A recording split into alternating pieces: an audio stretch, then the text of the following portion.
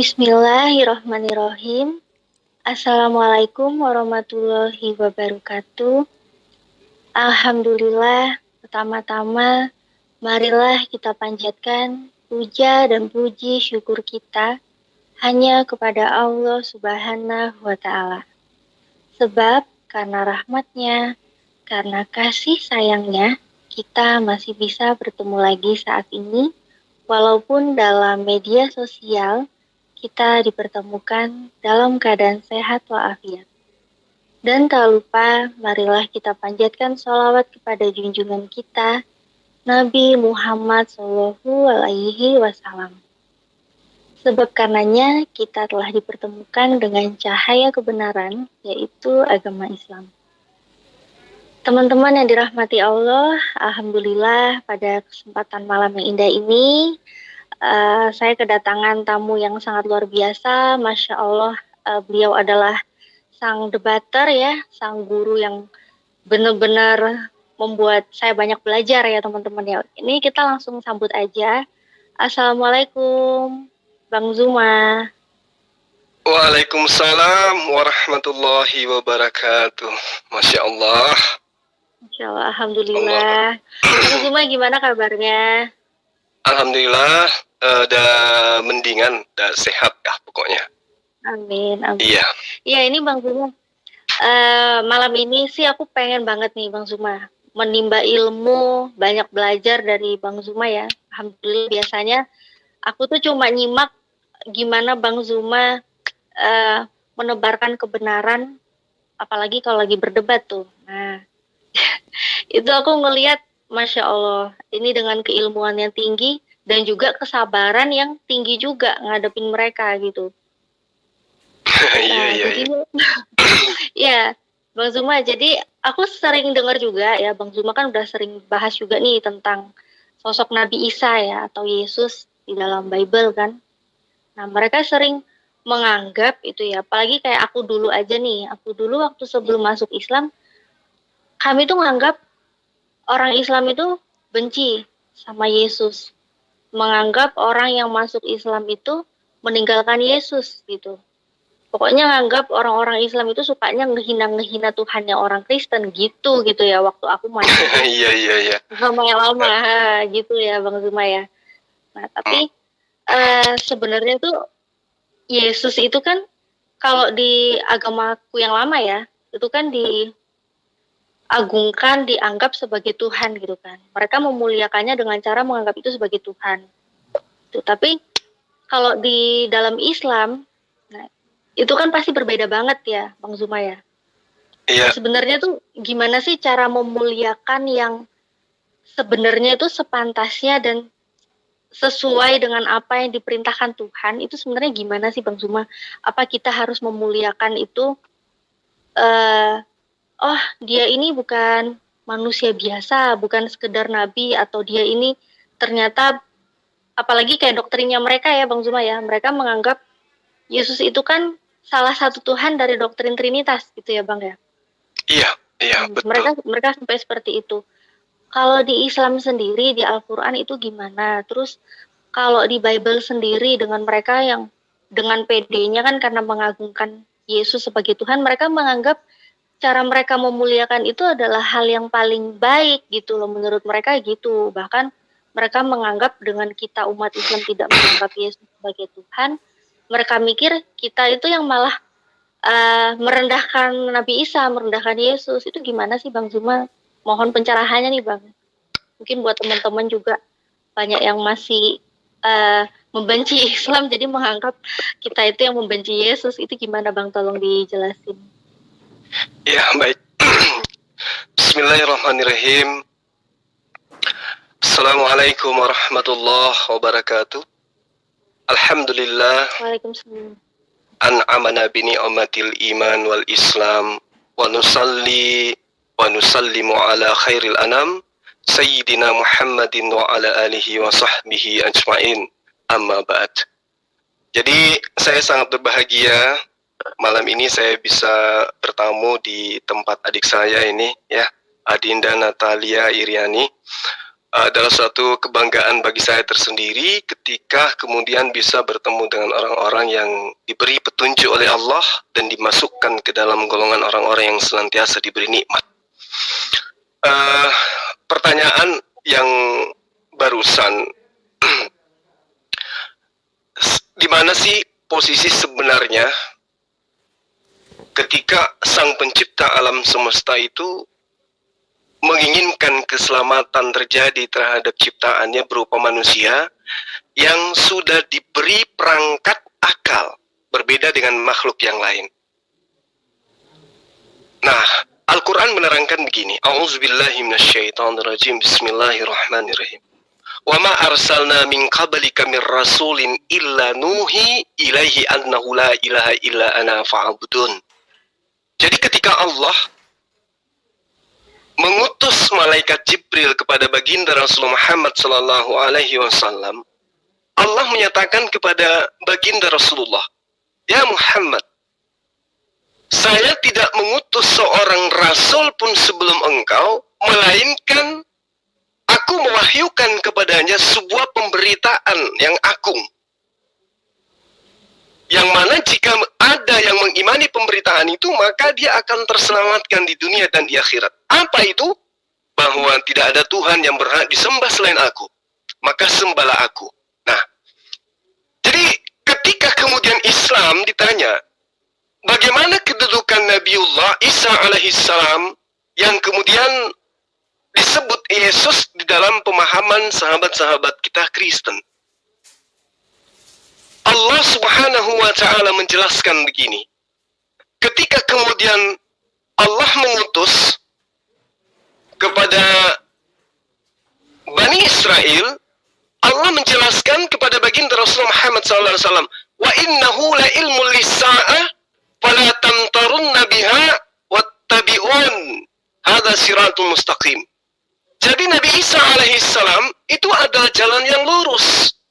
Kenapa dia jalan yang lurus? Karena diterangkan oleh Allah di dalam surah Maryam, dalam surah Az-Zukhruf ayat 59, "In huwa illa abdun an'amna alaih."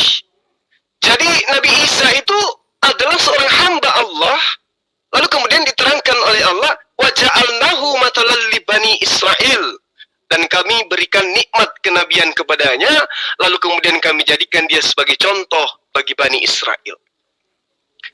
Jadi, di mata Islam, Rasulullah Muhammad SAW itu menggenapi apa yang kemudian diterangkan oleh Nabiullah, atau kita mengatakan sosok Nabi yang datang kepada Bani Israel yang tanpa melalui proses perkawinan ayah ibu. Nabi ini mengatakan di dalam Matius 14, ya, nomor 26, diterangkan begini. Yohanes 14, nomor 26. "Jika seorang penolong lain, penghibur itu datang, maka dia akan memuliakan aku dan akan mengingatkan perkataan-perkataan yang pernah aku ucapkan kepada kalian Bani Israel." Nah, jadi pembedanya kemudian adalah ketika Yesus datang kepada Bani Israel, Yesus menerangkan, "Wahai Bani Israel, akan datang sosok penghibur lain setelahku, di mana penghibur itu akan mengingatkan segala sesuatu yang pernah aku ajarkan kepada kalian." Berarti ada pengulangan pengajaran. Nah, nggak apa-apa saya panjang, Dek. Silakan, Kak. Gimana Bang? Alhamdulillah. Ya, jadi ada pengulangan pengajaran. Ketika Nabiullah Isa alaihissalam datang kepada Bani Israel, mengajarkan menyembahnya kepada Allah, maka baginda Rasulullah Muhammad SAW ketika mengajarkan tentang Nabiullah Isa alaihissalam juga dinyatakan beliau mengajarkan menyembahnya kepada Allah. "Wa isqalallahu ya Isa bin Maryam, a'anta qulta linnas takhizuni." Apakah engkau pernah mengajarkan kepada Bani Israel, sembahlah aku? Lalu apa kata Nabiullah Isa alaihissalam? "Subhanaka ma yakunu li an aqula ma laysa li bihaq." Maha suci engkau ya Allah, tidaklah mungkin aku mengajarkan atau mengatakan atau menyampaikan sesuatu yang bukan hakku. Makanya di dalam Yohanes 5 nomor 30, aku tidak dapat berbuat apa-apa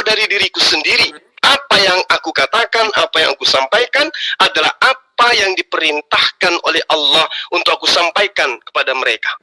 Ma qultu lahum illa ma amartani bi ani abudullah rabbi wa rabbakum. Aku menyampaikan kepada Bani Israel, sembahlah Allah, Tuhanku dan Tuhanmu.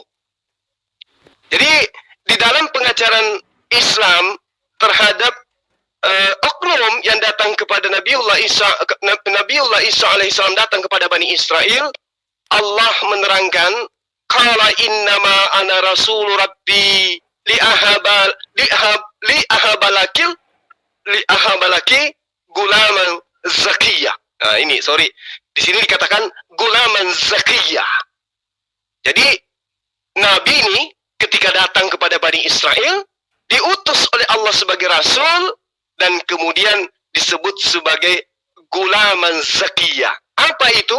Seorang manusia atau anak laki-laki yang suci, bukan terkutuk. Jadi di dalam Islam Nabi ini adalah Nabi yang suci, bukan terkutuk. Apalagi mati dibunuh oleh manusia. Demikian sementara Dinda. Masya Allah. Iya, Bang Zuma, ini sebelum aku tanggapin, soalnya pengen nanya juga gitu ya. Ini kita sambut dulu nih, Bang Zuma, ada sahabat aku, Masya Allah, Barbie Arab. Assalamualaikum. Waalaikumsalam. Gimana kabarnya? Waalaikumsalam Udah lama nggak bersapa. Ustadz Zuma, assalamualaikum. Waalaikumsalam warahmatullah. Bang Zuma. Oh, Bang Zuma, baik. Iya. Mbak Natali, gimana kabarnya? Kabarnya alhamdulillah baik. Barbie Arab gimana? Ini puasanya gimana, Barbie? Puasanya masih berapa jam? Masih 1,5 jam lagi, insya Allah. Oh, Barbie Arab sekarang di mana ini? Aku udah di Soalnya udah lama nggak konten. Iya, udah di lama. Saudi. Iya, sibuk Masya kerja. Allah. Ya, alhamdulillah ya. Ini bisa nyimak lagi, terus ikut gabung di channelnya Natalia Iriani. Sekarang pas kedatangan tamu spesial nih, ada Bang Zuma. Ini bisa nanya-nanya nih. Barbie Arab bisa nanya-nanya langsung nih ke Bang Zuma. Ya, sekalian mau ngaji, mumpung belum puasa, biar dapat pahala banyak, biar hatinya tenang gitu kan. Amin. Iya. Ya, Barbie Arab, oh ya Ustadz Zuma, ini Barbie Arab ini juga Mbak Nigel ya, Mbak Nigel Satifa ini juga punya konten ya, namanya konten kepo. Udah lama tapi sebelumnya pernah debat juga gitu dia. Iya ya Mbak Nigel ya. Iya, 1 kali sama Niken, udah itu aja sama Bu Uti, tapi itu sedikit, maksudnya lagi tegur sapa aja, terus tiba-tiba jadi debat. Oh gitu. Ya udah gabung lagi, insya Allah. Ada waktu bener banget. Jadi bisa mampir ke sini. Lagi nunggu ngabuburit. Di Saudi sekarang berarti jam berapa ini? Jam 5:03. Oh gitu, Masya Allah. Ini tamunya dari luar ini Bang Zuma. Iya. Masya Allah. Nanti kalau debat-debat berarti bisa duet sama Bang Zuma ini ya? Boleh, tapi diajarin dulu ya, di mentor dulu, di mentor. Di mentor, enggak lah, berjalan aja sama-sama, nggak apa-apa. Biasanya itu. Lagian juga kita menghadapi teman-teman yang nggak ngerti mereka kok. Iya, jadi kalau misalkan mau beragama harusnya punya kitab ya nggak sih, bener nggak? Kayak aku aku kan nggak tahu agama Islam tadinya. Aku belajar dari kitab aku sendiri, alhamdulillah ada pencerahan, ada penjelasan gitu. Jadi bisa beribadah dengan benar. Dulu waktu zaman remaja kayak gitu kan nggak ada yang ngajarin Al-Quran, jadinya nggak tahu sholat itu wajib atau nggak sholat juga nggak apa-apa gitu.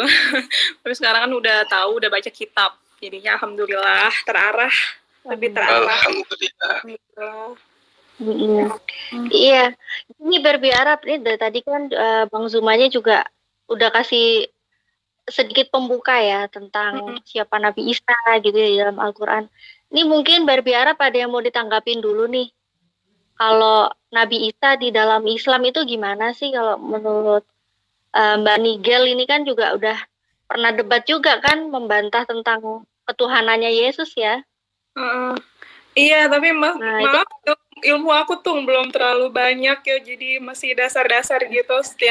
Yang aku tahu aja, yang aku tahu dari Al-Quran ya Nabi Isa ya seorang nabi, terus membawa mukjizat, dan kata aku pernah baca hadisnya, perbedaan aku sama perbedaan Nabi Isa tuh sedikit banget, banyak miripnya gitu kan kata Rasulullah. Tapi emang ternyata pas aku belajar tentang Alkitab Kristen itu memang benar ya, banyak banget persamaan antara Nabi Muhammad sama Nabi Isa. Contohnya kayak Nabi Isa nggak tahu hari kiamat itu kapan, cuma Allah kan, cuma Bapa yang tahu. Nabi Muhammad juga ditanya kapan emangnya hari kiamat, ya cuma Allah aja yang tahu. Terus Nabi Muhammad disuruh kasih mukjizat, tapi Nabi Muhammad nggak bisa seenaknya semena-mena mengeluarkan mukjizatnya kan, karena itu kan giving hadiah dari Allah kan, itu kehendak Allah. Terus Nabi Isa juga waktu itu kan mau diuji sama setan kan, suruh turunin mukjizat, tapi Nabi Isa bilang nggak bisa berbuat apa-apa, nggak bisa berbuat sekehendakku, menurut kehendak Bapakku saja kan. Terus apalagi ya, banyak persamaan Nabi Isa ya sama Nabi Muhammad. Jadi aku pikir ya Nabi Isa nggak ada bedanya sama Nabi Muhammad, seorang nabi aja gitu. Itu sih. Iya, benar. Iya, Bang Zuma, ini juga yang Mbak Nigel bilang tadi benar banget ya. Jadi memang Nabi Isa kan sama gitu, sama-sama utusan seperti Nabi Muhammad. Bahkan Nabi Muhammad itu kita kan umat Nabi Muhammad, kita bukannya dari Nabi ya, tapi alhamdulillah bersyukur banget dengan turunnya Nabi Muhammad, dengan diutusnya Nabi Muhammad gitu ya, dengan diutusnya Nabi Muhammad. Jadi semua pengajaran-pengajaran dari nabi-nabi terdahulu, ada orang-orang yang sudah menyelewengkan, melencengkan ajaran, diluruskan sama Nabi Muhammad dengan adanya Al-Quran gitu ya. Masya Allah, beruntung banget nih.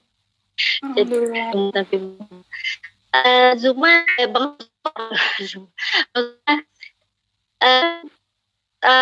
juga ya tentang, pengen nanggapin sih tentang yang tadi katanya kan, kalau di agama Islam kita di Al-Quran kan Nabi Isa itu benar-benar dimuliakan ya, benar-benar dimuliakan dari mulai dari keluarganya, kelahirannya, bahkan ibu yang mengandung dia pun benar-benar dijelaskan secara rinci sekali di Al-Quran kalau dia adalah ibu yang suci gitu kan, menjaga kesuciannya. Nah, terus Yesus itu kan, atau Nabi Isa itu kalau di Bible itu sebenarnya aku pun juga kadang tuh bingung dengan logikanya mereka gitu loh Bang Zuma.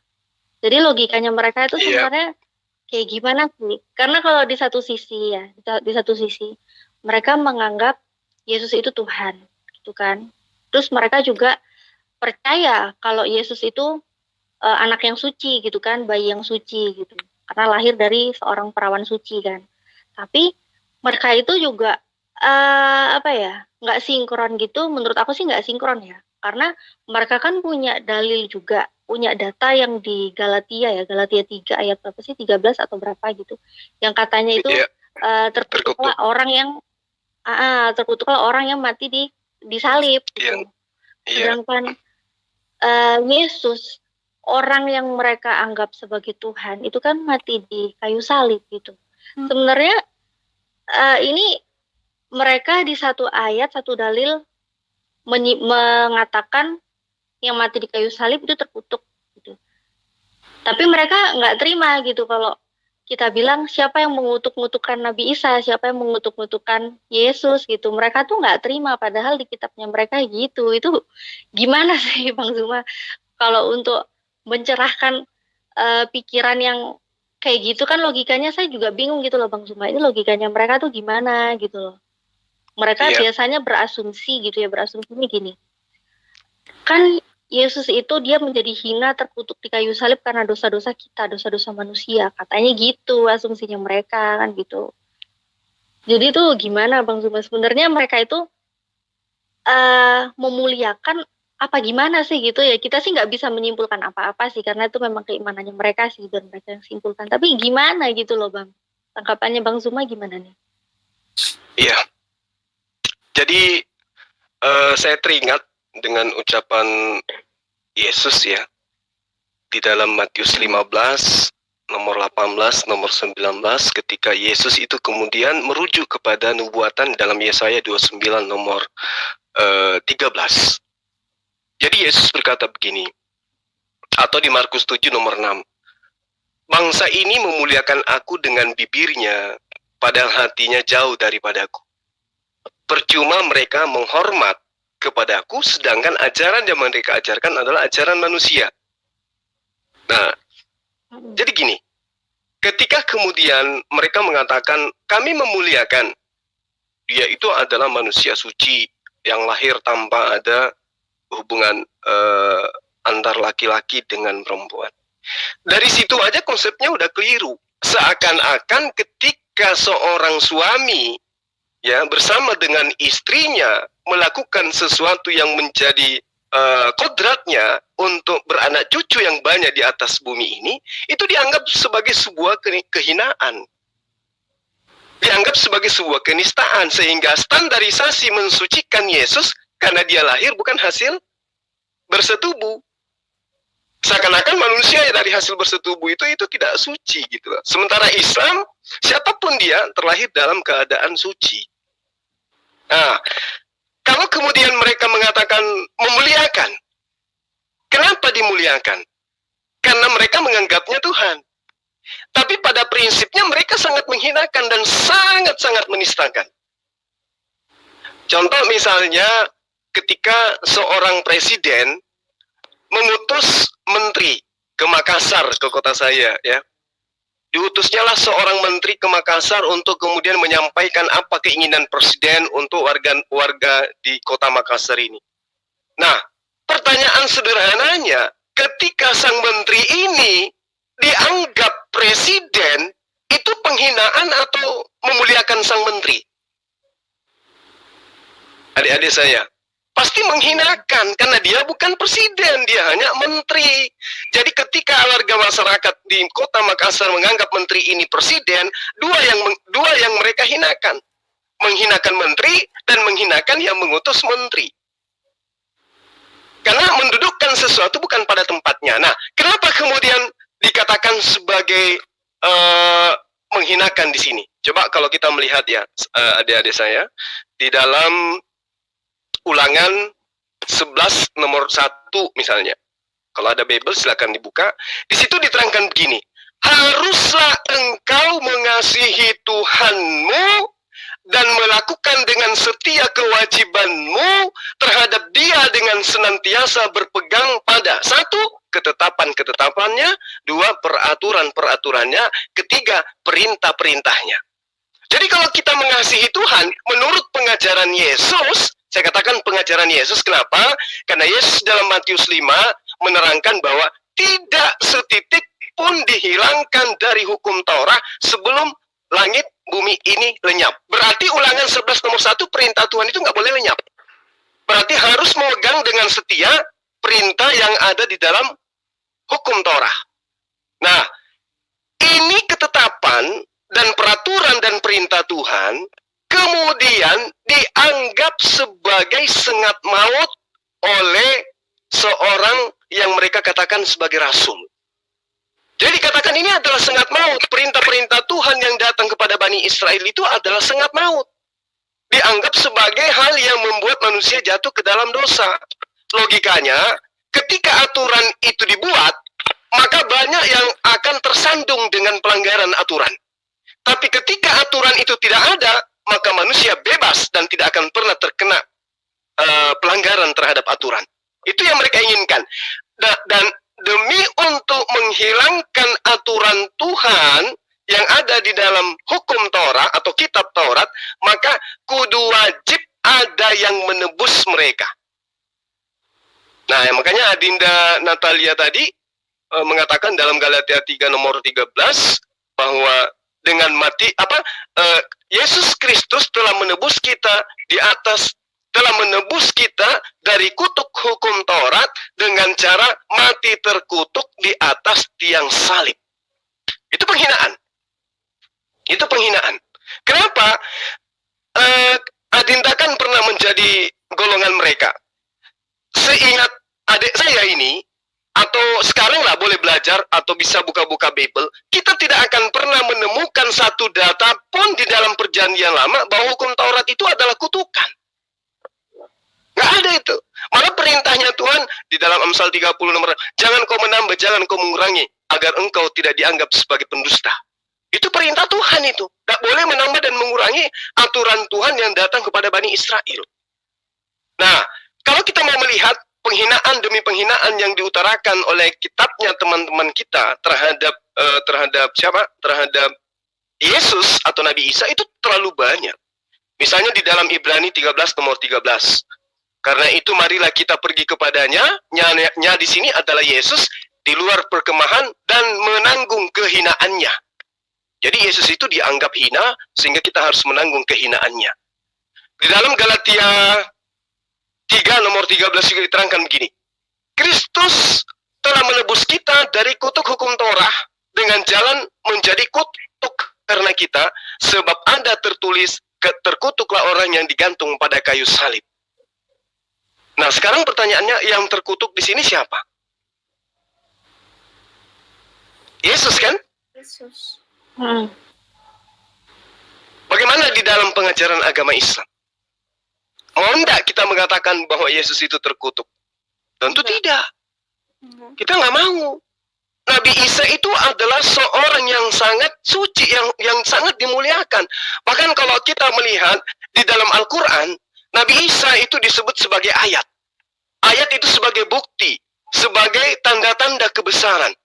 Wa musaddiqan lima baina yaday minat Taurah wa liuhilla lakum ba'dal ladzi hurrima alaikum wa ji'tukum bi ayati. Berarti Nabi Isa itu adalah tanda-tanda kemuliaan Allah. Tanda-tanda kebesaran Allah. Artinya bahwa ketika Nabiullah Isa alaihissalam diutus kepada Bani Israel, itu pertanda mukjizat dari Tuhan. Jadi dia itu disebut sebagai tanda-tanda. Lalu kemudian Al-Quran juga menyebutkan bahwa Nabiullah Isa alaihissalam itu disebut dengan sebutan masal. Artinya bahwa sebagai perumpamaan kepada Bani Israel. Dia adalah sebagai perumpamaan kepada Bani Israel, sebagai hamba yang tulus kemudian mengajarkan apa yang diperintahkan Tuhan kepadanya. Makanya di dalam syahadatnya Yesus, ya, atau persaksiannya Yesus, jadi jangan dikira Yesus itu tidak bersyahadat. Yesus itu bersaksi loh. Di dalam Yohanes 5 nomor 36. Ada kesaksianku yang lebih penting daripada kesaksian Yohanes. Nah tuh, ada kesaksian Yesus yang lebih penting daripada kesaksian Yohanes. Apa itu kata Yesus? Bahwa adalah pekerjaan yang aku lakukan di tengah-tengah Bani Israel, itu yang bersaksi tentang aku, bahwa pekerjaan itu bersaksi tentang aku, bahwa Bapa yang telah mengutus aku. Nah, berarti gini, semua pekerjaan dalam tanda kutip mujizat yang dilakukan oleh Nabiullah Isa alaihissalam di tengah-tengah Bani Israel, semuanya itu membuktikan dirinya bukan Tuhan, tapi semata-mata membuktikan dirinya sebagai utusan Tuhan, sesuai dengan kesaksiannya dia. Yohanes 5 nomor 36. Kesaksianku yang lebih penting dari Yohanes adalah pekerjaan yang aku lakukan, itulah yang bersaksi tentang aku, bahwa Bapa yang telah mengutus aku, bahwa aku Rasulullah.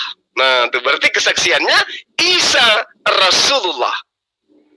Saya kira kita pahami sejauh itu ya, kita ngerti bahwa ketika kemudian Nabiullah Isa alaihissalam menyatakan dalam surah apa tuh? Saya lupa surah apa, yang penting intinya begini. Innallaha rabbi wa rabbukum fa'budu hadza siratul mustaqim. Nabiullah Isa alaihissalam menyatakan diri kepada Bani Israel dengan mengatakan bahwa sesungguhnya Allah, Tuhan yang disembah oleh umat Islam, itu adalah Tuhanku dan Tuhanmu. Karena itu, sembahlah Tuhannya umat Islam, itulah jalan yang lurus. Subhanallah.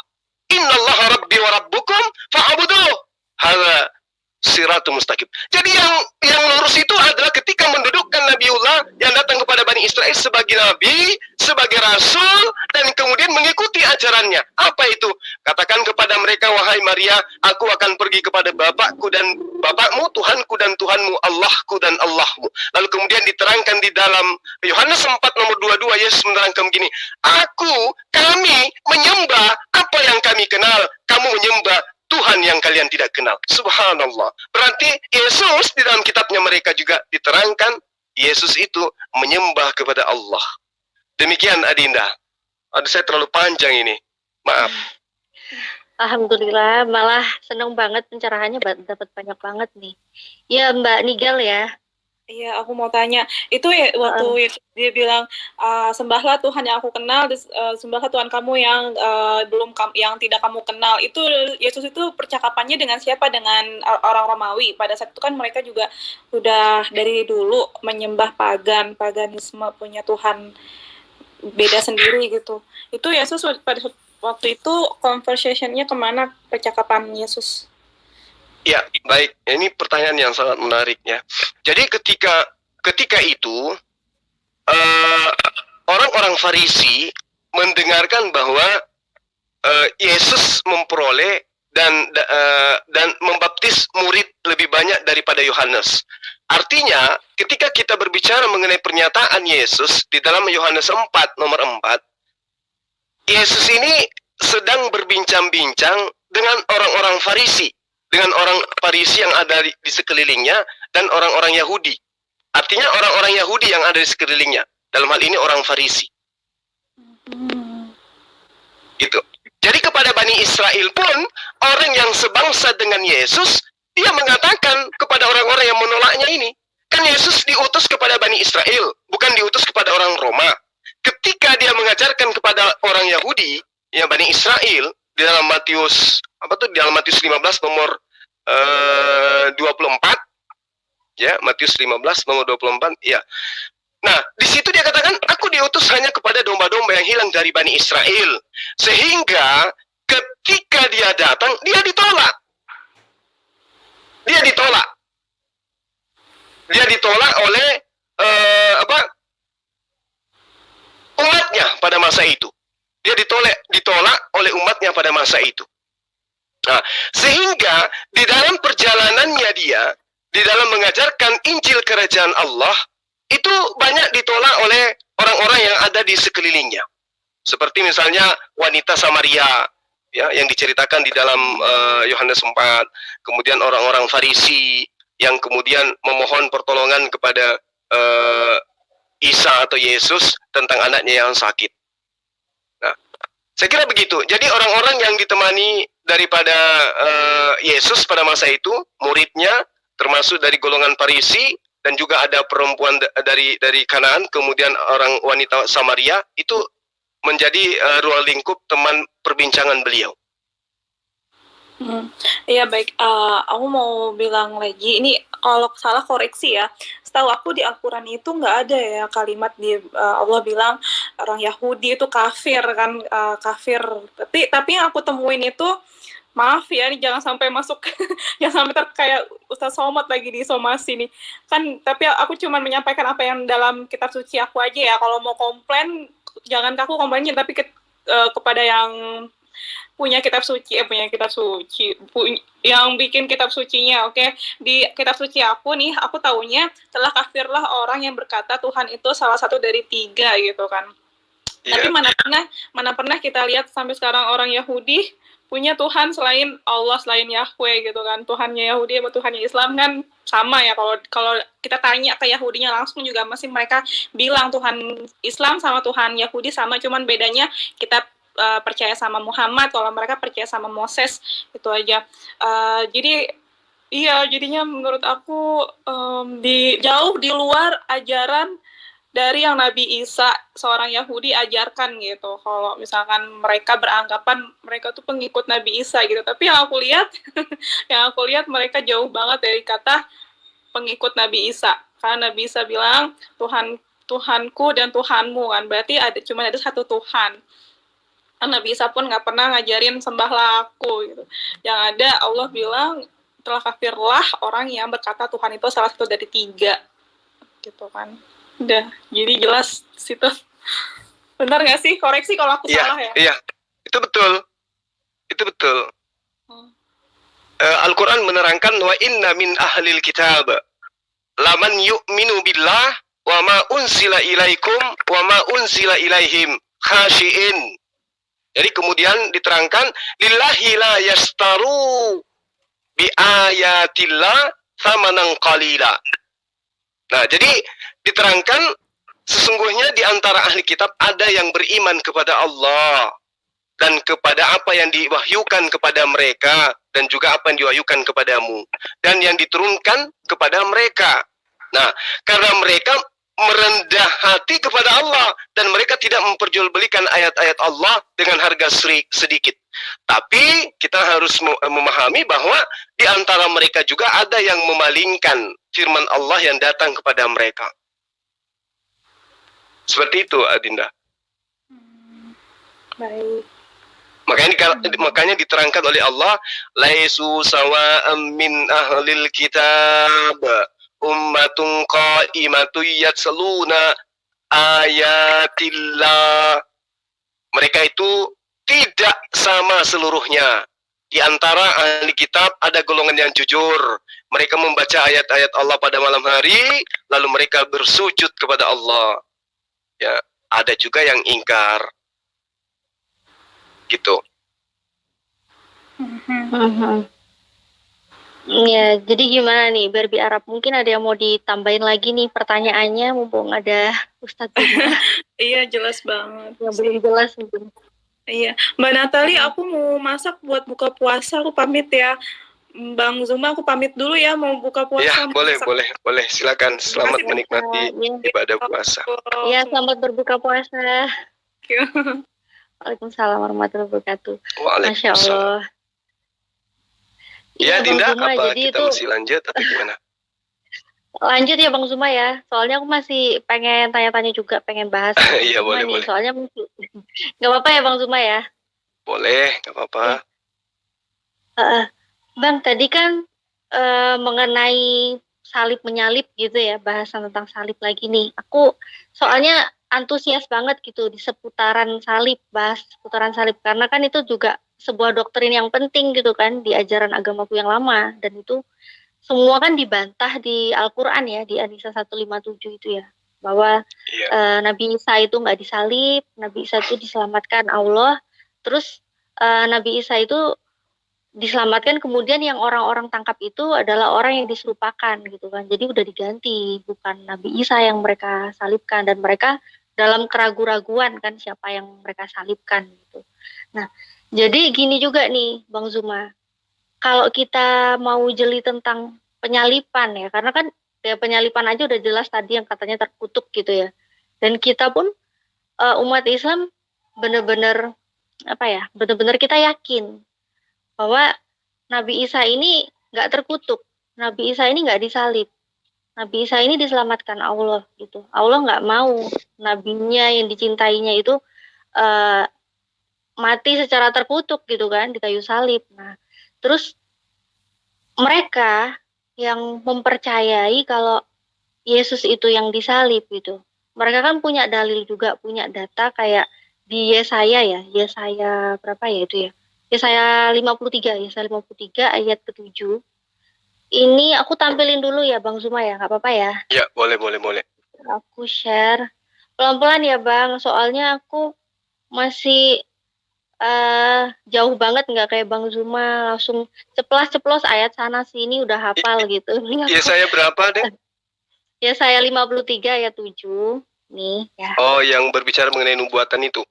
Nah, jadi ini sip. sih aku pengen tampilin supaya teman-teman juga, biasanya kan yang mereka itu ya, teman-teman Oten itu kan sering bilang mana ayatnya, kamu ngarang biasanya gitu kan. Aku tunjukin aja deh. Ini kan Yesaya 53 ayat 7. Dia dianiaya, tetapi dia tidak membiarkan diri ditindas dan tidak membuka mulutnya. Seperti anak domba yang dibawa ke pembantaian. Seperti induk domba yang keluh di depan orang-orang yang menggunting bulunya. ia tidak membuka mulutnya. Nah, kalau kita lihat di sini, mereka kan mengimani banget ini adalah nubuatan tentang Yesus untuk menderita di kayu salib kan gitu. Jadi di tafsirannya pun juga itu, ya, di tafsirannya kan ini tentang Yesus kan. Terus dibilang apa? Iya. Yesus memikul penderitaannya bagi kita dengan sabar dan sukarela. Terus, nah, tidak membuka mulutnya. Artinya, ini jadinya bukan aku yang artiin ya, tapi dari tafsir Alkitabnya mereka sendiri ya. Artinya tidak membela dirinya sendiri di hadapan Kayafas atau Herodes atau Pilatus. Kan gitu kan? Nah, Iya. padahal kalau kita ngikutin ceritanya yang Yesus dari mulai awal dia tahu dia bakal dikejar untuk mau dibunuh. Yesus kan ketakutan, terus bolak-balik berdoa kan gitu kan. Terus bolak-balik memohon untuk diselamatkan, terus pokoknya dia ingin menghindari itu kan, sampai ya Tuhan jika boleh cawan ini dihindarkan aja daripadaku kan gitu, tapi biarlah semua terjadi sesuai dengan kehendak Tuhan kan gitu ya. Nah, tapi mereka kan masih tetap ngotot ngeyel, Yesus itu tahu, Yesus itu sukarela, Yesus itu dengan siap menerima bahkan nggak melawan kayak tadi ini kan tafsirnya kita lihat sendiri ya dia nggak melawan. Padahal kalau kita baca lagi di Matius, bentar ya aku share ayatnya ya.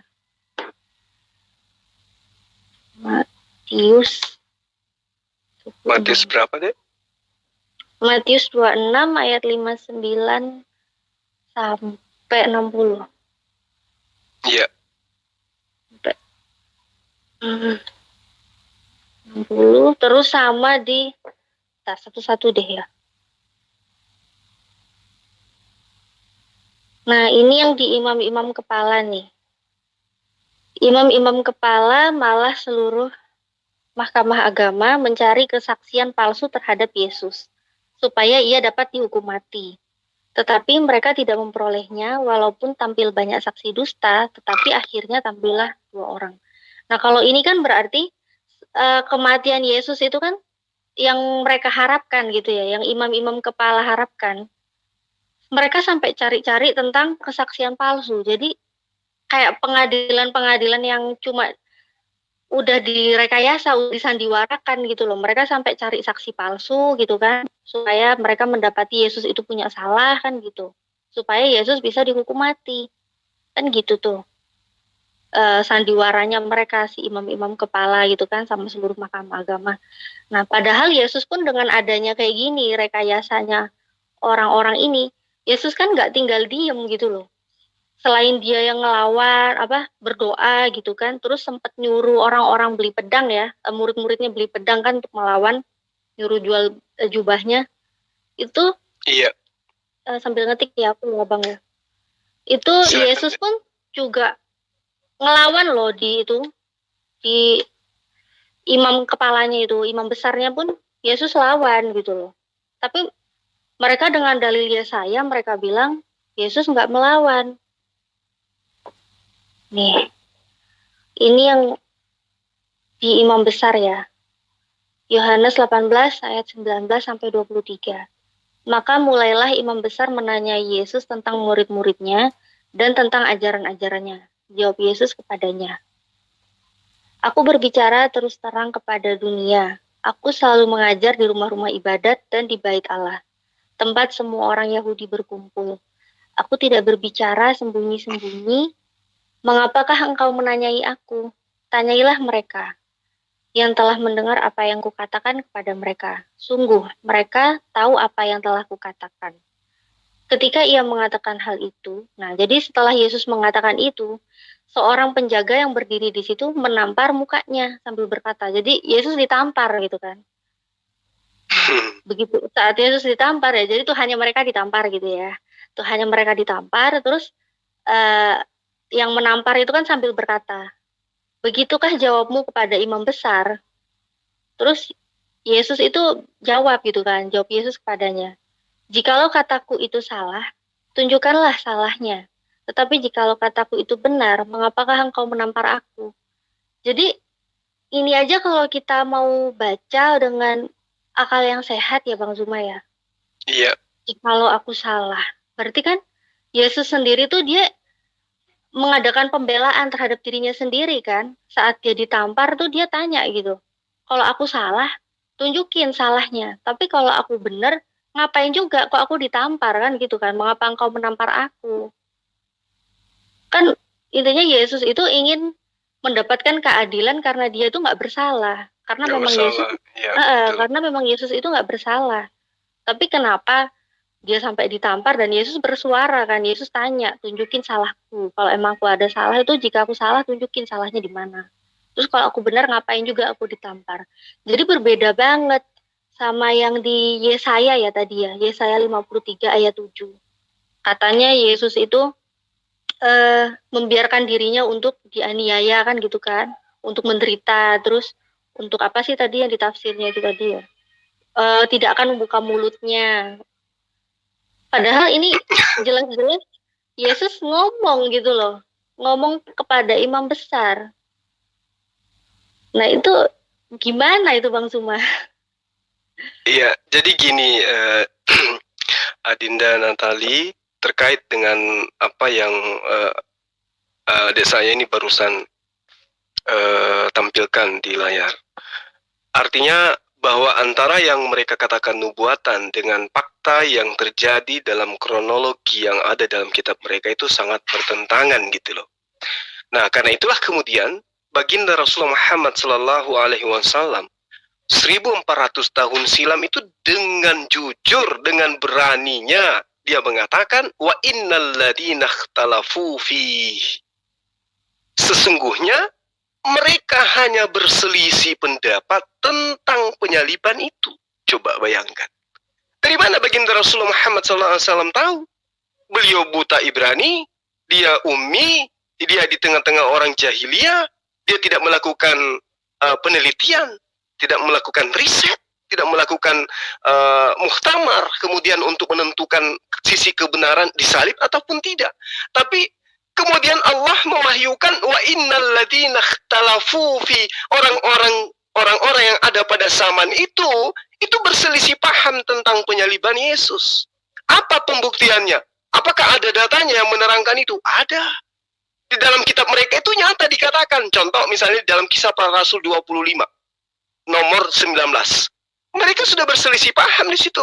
Datanya begini. Di Kisah Para Rasul 25 nomor 19 begini.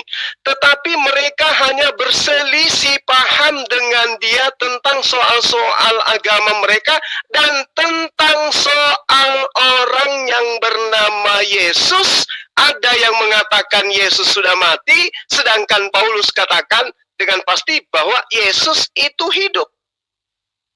Berselisih kan? Subhanallah. Kisah Para Rasul 25 nomor 19. Coba adik monitor itu di terjemahan baru kalau saya nggak salah. Berarti sudah berselisih paham. Apa yang diterangkan Al-Quran 1400 tahun silam itu nggak bisa diragukan kebenarannya. Nah, lalu kemudian untuk lebih validnya apa yang kita bahas, coba adik lihat aja dulu Kisah Para Rasul 25 nomor 19. Bentar, salah aku. 25 ayat 19. Ada nggak? Aku tampilin ya. Boleh.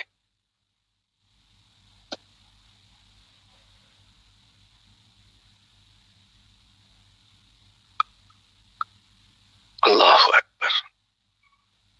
Ini. Ada? Iya. Ini iya bener banget ya. Aku bacain ya Bang Zuma ya. Boleh.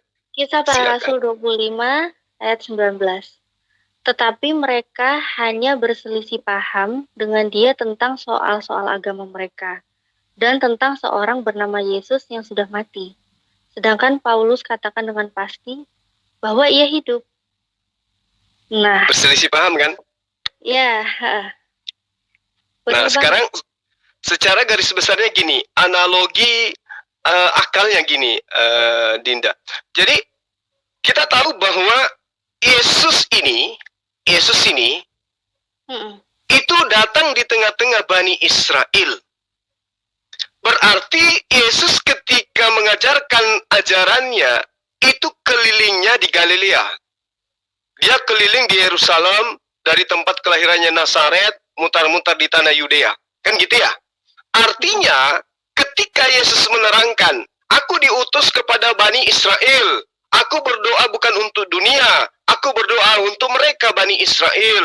Kemudian dalam Matius 10, nomor 5, nomor 6, Yesus berpesan kepada ke-12 muridnya, agar jangan ke bangsa lain, melainkan ke bangsa murid-muridnya. Itu poin. Artinya bahwa cerita yang muncul kemudian, kalau penyaliban itu benar adanya terjadi kepada Yesus, maka antar Kristen dan Yahudi hari ini tidak berselisih. Benar nggak? Nah, sekarang orang Yahudi tetap menjadi praktisi Yudaism. Mereka memahami kitab Torah, tidak menjadi Kristen. Sementara Kristen kemudian mengambil tokoh yang konon ceritanya dari keturunan Yakub, yang datang kepada mereka yang ceritanya adalah Mesias yang ditunggu-tunggu oleh keturunan Yakub. Faktanya cerita tentang penyaliban itu tidak dikenal di kalangan Bani Israel. Kok di tengah-tengah Kristen kok muncul ada orang yang disalib konon Tuhan, kemudian dia adalah inkarnasi Tuhan, kemudian disalib untuk menebus mereka dari Taurat. Mana yang benar? Jadi apa yang diterangkan oleh Al-Quran, mereka berselisih paham. Masih kita lihat dan masih kita temukan hari ini, antara Yahudi dan Kristen berselisih paham tentang Yesus. Subhanallah, Al-Quran begitu luar biasa. Nah, terus kemudian Adinda, antum bisa bahasa Inggris? Bisa dong ya? Ini enggak terlalu pasti. Oke. Iya. Nah, sekarang kita masuk di tiga data untuk membuktikan penghinaan, dan apa yang kemudian dibuktikan oleh Al-Quran itu adalah sebuah kebenaran yang tidak bisa diragukan. Misalnya dalam Kisah Para Rasul 5 nomor 30, kemudian Kisah Para Rasul 13 nomor 29, Kisah Rasul 10 nomor 39. Saya hanya simpulkan begini Adinda. Kalau di dalam kitabnya Kristen Indonesia diterangkan, Allah nenek moyang kita telah membangkitkan Yesus yang kamu gantungkan pada kayu salib dan kamu bunuh. Apa yang ingin saya sampaikan kepada antum? Di sini, yang dituliskan di dalam original teksnya, itu adalah kata sulau. Sulau itu terjemahannya adalah pohon atau pohon-pohon. Jadi yang sesungguhnya terjemahan yang benar adalah, anak nenek moyang kita telah membangkitkan Yesus yang kamu gantungkan pada pohon. Bukan pada kayu salib, kan? Digantungkan pada pohon. Nah, kalau kita lebih jeli lagi melihat, boleh kita lihat di dalam Kisah Para Rasul 5 nomor 30 versi KJV. Itu sangat jelas di situ diterangkan bahwa memang Yesusnya itu digantungkan di atas pohon. Nah, tuh ada guru saya muncul, tolong ditanya langsung ke dia tuh. Dia ahli bahasa Arab, bahasa Inggris tuh dia. Itu guru saya itu, cuman sayang sekali sehari. Adinda Slayer? Wah, dia sudah gabung. Assalamualaikum warahmatullahi wabarakatuh, Guru Naku. Waalaikumsalam warahmatullahi wabarakatuh. Adinda, tolong, saya minta tolong kepada antum, tolong tampilkan Kisah Para Rasul 5 nomor 30 di versi KJV-nya dulu. Aduh, Iya. ini Guru Nak streamnya nggak bisa lewat HP. Oh gitu. Waktu Natal. Ini nih, ntar ya, KJV kan? Iya. Di original teks juga boleh. Oh, Tapi nggak apa-apa. Ini Di KJV aja, coba. Alkitab Sabdanya ada kok KJV-nya ini. Ini ya? Muncul nggak di situ? Banget. Muncul, alhamdulillah. Coba Adinda. The God of our fathers raised up Jesus, whom ye slew and hang on a tree. Tree itu apa? Tree itu pohon, Gurunda. Berarti Yesus digantung di mana? Di pohon. Di pohon ya? Nggak bohong kan Anda? Selamat datang di kebenaran kalau gini caranya. Ya sudah, kita masuk di Kisah Para Rasul 13 nomor 29. Kisah Para Rasul 13 ya? Iya. Nomor 29. Ini berbicara mengenai siapa yang memuliakan Nabi Isa atau Yesus, Islam atau Kristen ya. Tadi kita sudah melihat data bahwa ternyata Tuhan mereka itu digantungkan di atas pohon. 13:29. Bisa nggak? Nih.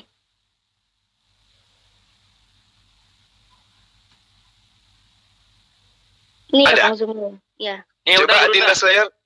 Oke, sip.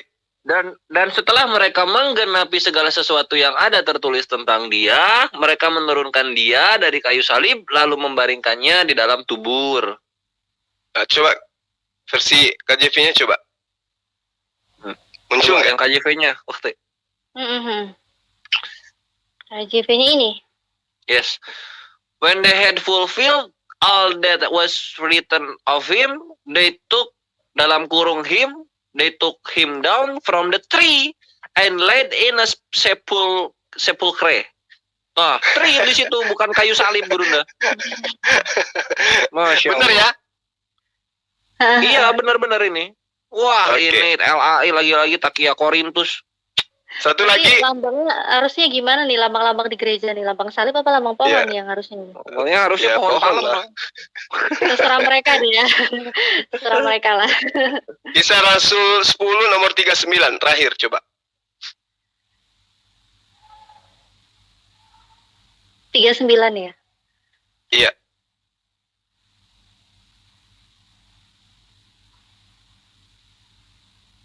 Nih.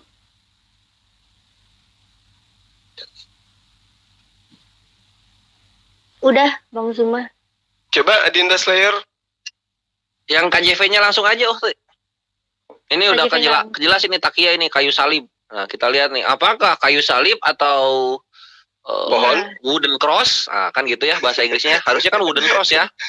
Apakah keluar wooden cross? And we are witnesses of all things which he did, both in the land of the Jews and in Jerusalem, whom they slew and hanged on a tree. Dar. Pohon Burunda, bukan wooden cross. Allahu Akbar. Jadi Tuhan mereka digantung di mana menurut data ini? Menurut yang tertulis di KJV ini di pohon, Gurunda. Oh, di atas pohon. Di pohon ini nggak bisa kemana-mana lagi mereka ini. Satu lagi boleh nggak? Boleh. Gas. Ya, coba Galatia 3 nomor 13. KJP aja langsung.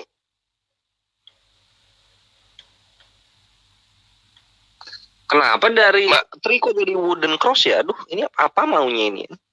Maaf ya teman-teman Kristen, bukan kita mau ini, tapi kita hanya menyajikan data gitu ya. Ya biar banyak orang yang memahami. 2022 berapa puluh tahun mereka kena ini ya, kena prank. Gimana nih? Oh, ini udah keluar ya? Ya, coba. Chris had redeemed us from the curse of the law, being made a curse for us, for it is written, curse everyone that hangeth on a tree. Lagi-lagi pohon, Gurunda. Pohon juga. Pohon mulu ini. Di Galatia 3 nomor 13 itu.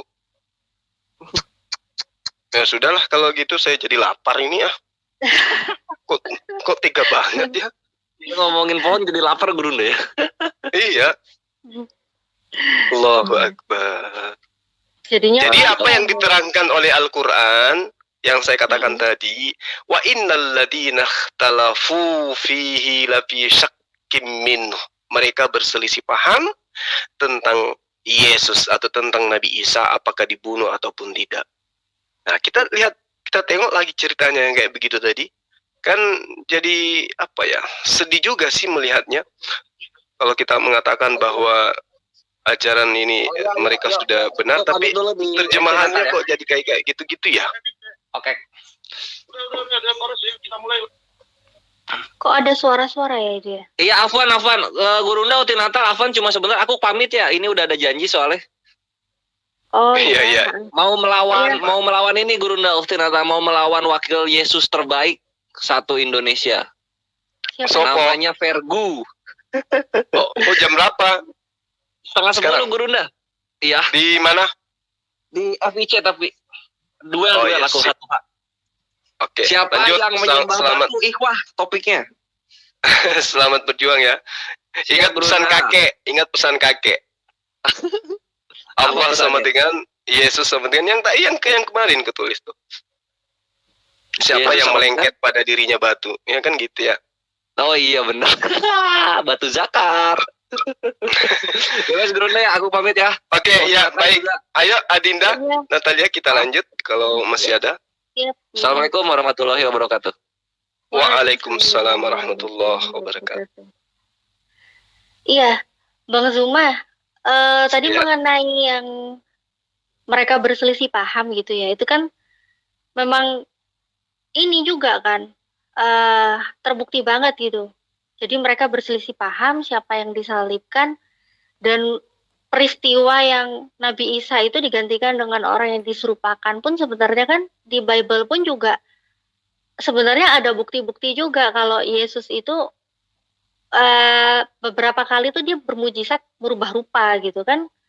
Iya, Jadi iya betul. mendukung banget gitu ya. Jadi kayak di Yohanes 20 ya, yang Yesus itu berubah rupa di depannya Maria Magdalena. Terus ada juga cerita yang lainnya itu di Lukas ya, yang di depan murid-muridnya Yesus itu sampai nggak dikenali gitu kan.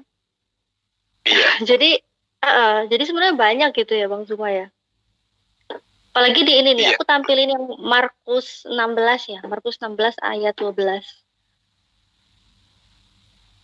Markus. Dulu aku waktu masih Kristen, aku tuh kirain orang Islam tuh cuma ngibul kalau yang disalib itu bukan Yesus gitu. Kan sering dari zaman aku SD tuh banyak yang ngomongin gitu kan, Bang Zuma. Iya, jadi waktu aku masih SD tuh kalau pelajaran agama Kristen, kan aku cuma Kristen sendirian kan dulu waktu SD. Jadi di ruangan kecil gitu, terus sebelahnya itu kelas yang umum kan, kelas biasa lah. Jadi mereka belajar agama, kalau pas gurunya nggak ada itu, mereka teriak-teriak di ventilasi itu loh, neriakin gitu, Tuhanmu itu nggak disalib, Tuhanmu itu nggak disalib, Yesus tuh nggak disalib, itu orang yang diserupakan. Aku kirain mereka cuma ngibul, nggak berdalil, nggak berdata gitu. Karena dipikir pakai pikiranku dulu, gimana mungkin berubah rupa gitu.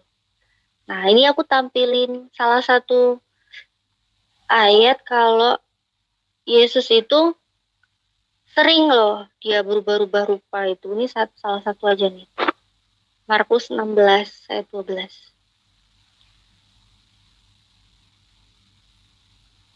Sesudah itu ia menampakkan diri dalam rupa yang lain kepada dua orang dari mereka, ketika keduanya dalam perjalanan keluar kota. Nah, jadi Yesus berubah rupa, dia dalam rupa yang lain tuh sebenarnya juga harusnya kalau orang yang biasanya baca Bible tuh kalau ngeliat-ngeliat ayat gini harusnya ya jadinya nggak bingung gitu ya.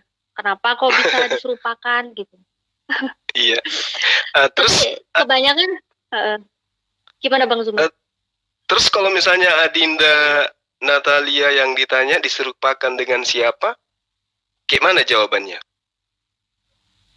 Kalau diserupakan dengan siapa gitu ya, aku ditanya, pernah sih aku juga pernah bahas di kontenku ya, yang sebelum-sebelumnya itu, bahwa Yesus itu digantikan dengan orang yang diserupakan gitu kan, siapa orangnya.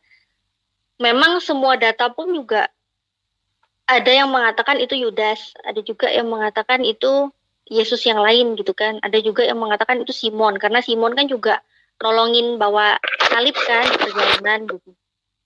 Nah terus dengan Yudas dengan kematiannya juga yang kematiannya kan kontradiksi kan ceritanya, itu ada yang satunya digantung, terus ada yang satunya dia jatuh tertelungkup gitu kan dengan usus terburai gitu. Iya.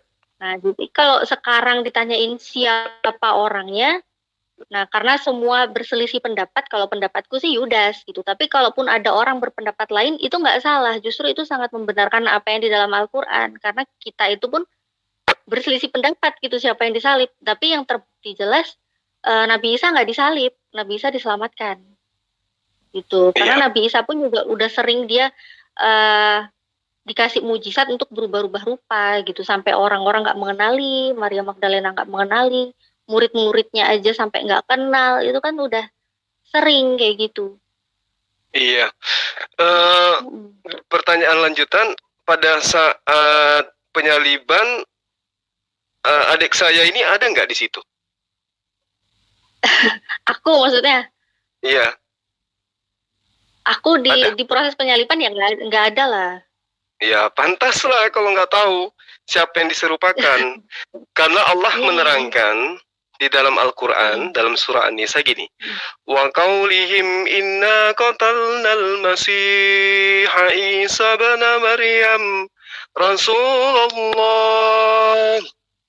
wa ma qatalu wa ma salabu walakin biha lahum wa innal ladzina ikhtalafu fi lafi syakkim minhu ma lahum bihi min ilmi illa tiba'az zanni wa ma qatalu yaqina. Jadi ayat ini menerangkan begini, dan perkataan mereka, nah bukan perkataan Natalia, dan perkataan mereka wa qaulihim inna sesungguhnya kami qatalna telah membunuh Al-Masih Isa ibnu Maryam, anak laki-lakinya Maryam, Rasulullah utusan Allah, wama dan tidak katalu mereka membunuhnya, wama dan tidak solabu mereka menyalibnya, walakin akan tetapi syayyi, jadi dikatakan syayyi, sabbih, sorry, dikatakan subbi, ya bukan sayyi tapi subbi, karena di situ diserupakan, ya dipersamakan, jadi dikatakan subbihalahum bagi mereka. Jadi dipersamakan bagi mereka, bukan dipersamakan bagi Adinda Natali. Nah, sekiranya Adinda Natali hadir pada saat itu ketika ditanya diserupakan dengan siapa, maka Adinda Natali pasti jawab, oh diserupakan dengan Yudas atau diserupakan dengan ini. Tapi karena tidak hadir, maka yang diserupakan pada masa itu adalah tentara Romawi dan orang Yahudi. Maka ketika kita ingin tahu diserupakan dengan siapa, tanya kepada mereka yang telah menyalibkan oknum tersebut. Karena diterangkan oleh Allah, mereka subbihalahum diserupakan kepada mereka.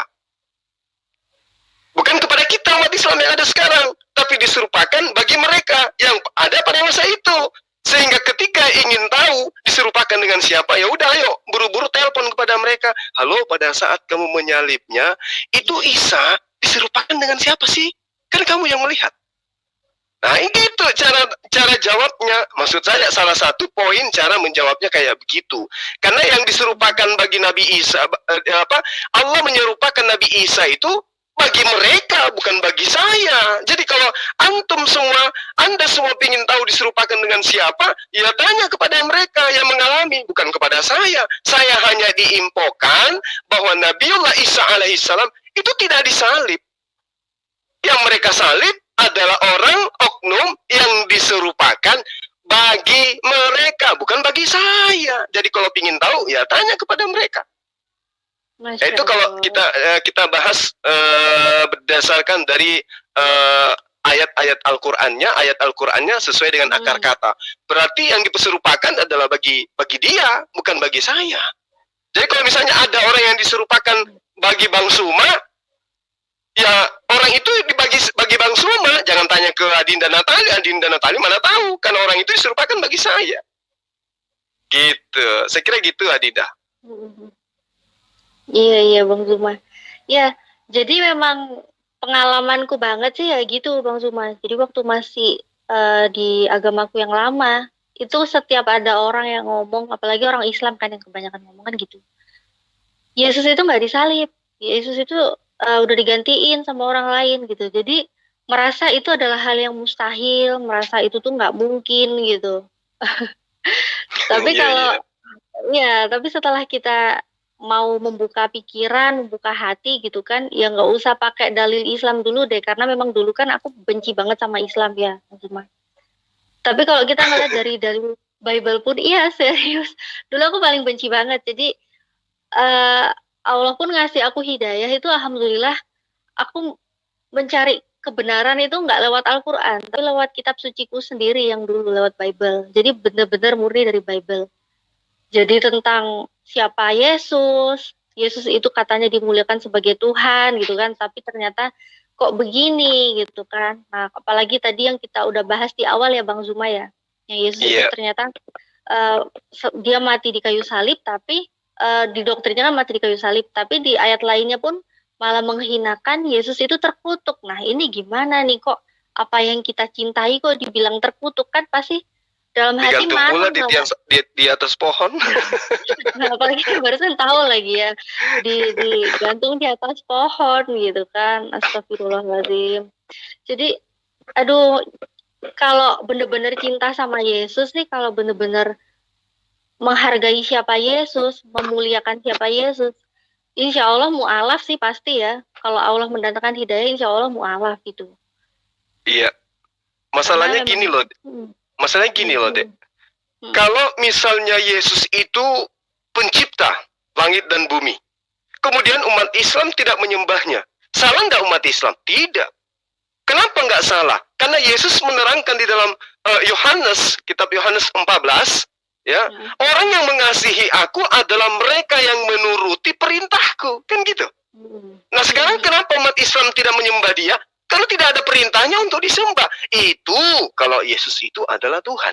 Lalu bagaimana kalau misalnya Yesus itu ternyata benar-benar bukan Tuhan? Ya, Islam juga tetap selamat. Kenapa? Karena memang dia bukan Tuhan. Dia mengajarkan dirinya adalah Nabi, utusan Tuhan. Berarti Islam posisinya adalah Yesus itu Tuhan ataupun bukan Tuhan, Islam kudu tetap selamat. Bagaimana dengan teman-teman Kristen penyembahnya? Kalau Yesus itu Tuhan, misalnya, ya kan? Kalau misalnya Yesus itu benar Tuhan, bagaimana mereka yang menyembahnya? Faktanya, di dalam Matius, Yesus mengusir. Tidak semua orang yang menyeru aku Tuhan, Tuhan akan masuk ke dalam kerajaan Bapa, melainkan dia yang melakukan kehendak Bapakku yang ada di surga. Nah, sekarang coba kita lihat. Mana kehendak Bapa yang teman-teman Kristen lakukan hari ini? Ada nggak? Nggak ada. Berarti Yesus Tuhan pun tetap aja mereka nggak selamat. Nah, bagaimana kalau misalnya Yesus itu bukan Tuhan? Lebih parah lagi. Jadi nggak ada keselamatan. Keselamatan hanya ada di Islam. Yesus itu Tuhan ataupun bukan Tuhan, Islam tetap selamat. Sebaliknya, Yesus Tuhan ataupun bukan Tuhan, Kristen tetap tidak akan pernah selamat. Itu poinnya. Saya kira begitu, Adinda.